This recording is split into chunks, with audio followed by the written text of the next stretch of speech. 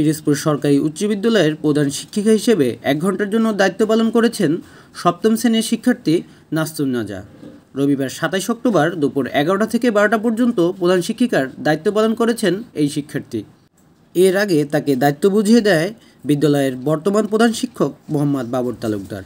আন্তর্জাতিক শিশু অধিকার সপ্তাহ উপলক্ষে আয়োজিত গার্লস টেকওভার কর্মসূচির অংশ হিসেবে তাকে এই দায়িত্ব দেওয়া হয়।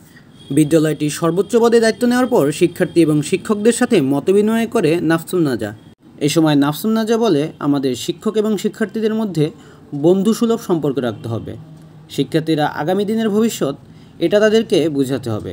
নাফসুন নাজা আরও বলে, শিক্ষার্থীরা মাদক, সাইবার ক্রাইম ইত্যাদি সহ কোনো খারাপ কাজে যেন না জড়ায়, এজন্য তাদের এসবের ভয়ভীতি সম্পর্কে ধারণা দিতে হবে।